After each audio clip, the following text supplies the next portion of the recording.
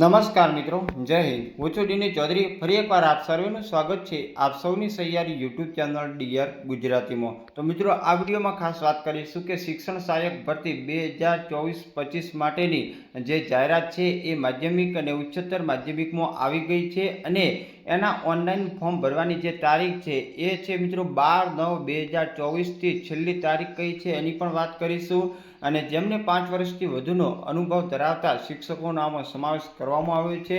અત્યારે જે ગ્રાન્ટેડ માધ્યમિક અને ઉચ્ચતર માધ્યમિક સ્કૂલોમાં નોકરી કરે છે એમને માટે 4000 જે જૂના શિક્ષકો છે એમના માટેની આ ભરતી છે, જેમાં માધ્યમિકમાં અંદાજે 2000 ખાલી જગ્યા અને ઉચ્ચતર માધ્યમિકમાં 2000 એમ કુલ 4000 શિક્ષકોની ભરતી અત્યારે જે જાહેરાત આવી છે આના વિશે સંપૂર્ણ અપડેટ મેળવીશું આ વિડીયોમાં. તો વિડીયો છેલ્લે સુધી જોતા રહેજો. ચેનલ પર ન હોય તો સબસ્ક્રાઇબ કરી બેલ આઇકન પ્રેસ કરી દો એટલે આપણા નવા વિડીયોની નોટિફિકેશન મળતી રહે. તો ચાલો વિડીયો શરૂ કરીએ. તો મિત્રો, જાહેરાતની વાત કરવામાં આવે તો ડૉક્ટર કુબેરભાઈ ટિંડોર દ્વારા સોશિયલ મીડિયામાં જે જાહેરાત છે એ મૂકવામાં આવી છે. આના સિવાય તમને ન્યૂઝપેપરમાં પણ આ જાહેરાત જોવા મળશે, જેમાં જણાવ્યું છે કે માનનીય મુખ્યમંત્રી શ્રી ભૂપેન્દ્રભાઈ પટેલ સાહેબના નેતૃત્વમાં રાજ્ય સરકારનો વધુ એક મહત્વપૂર્ણ નિર્ણય. રાજ્ય સરકાર દ્વારા બિન સરકારી અનુદાનિત માધ્યમિક અને ઉચ્ચતર માધ્યમિક શાળામાં 4000 જેટલા જૂના શિક્ષકોની ભરતી કરવામાં આવશે.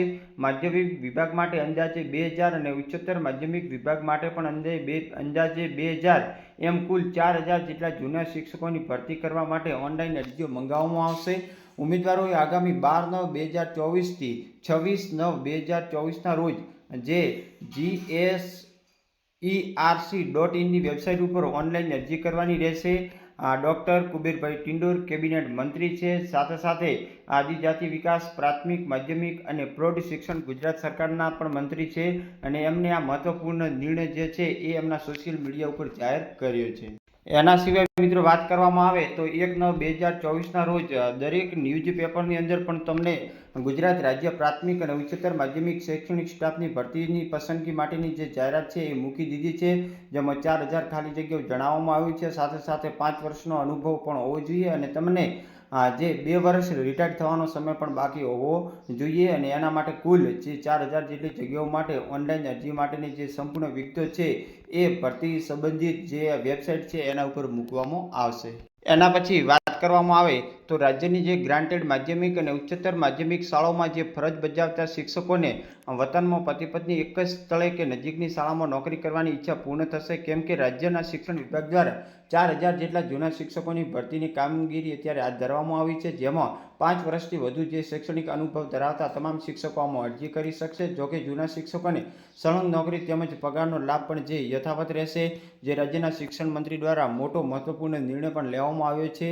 એની સાથે સાથે ગ્રાન્ટેડ માધ્યમિક અને ઉચ્ચતર માધ્યમિકના જે શિક્ષકો છે એમને વતનનો લાભ પણ મળી શકશે. અને એના સિવાય જે પતિ પત્ની સાથે નોકરી નથી કરતા તેવા શિક્ષકોને પણ આમાં સાથે નોકરી કરવાનો પણ જે મોકો મળી શકે છે. પગારમાં કોઈ પણ પ્રકારનો અન્યાય નહીં થાય. સિનિયોરિટી છે એમાં પણ અન્યાય નહીં થાય. જે અત્યારે સિનિયોરિટી છે એ જળવાઈ રહેશે અને આના દ્વારા જે મહત્વપૂર્ણ નિર્ણય લેવામાં આવ્યો છે ને આગામી સમયની અંદર કાયમી શિક્ષકોની ભરતી માટેની પણ જાહેરાત આવનાર છે, જે 1/9/2024 રોજ આવવાની હતી. એ થોડીક લેટ થશે, પરંતુ આ જ મહિનાના અંત સુધીમાં કાયમી શિક્ષકોની ભરતીની જાહેરાત પણ આવી શકે છે.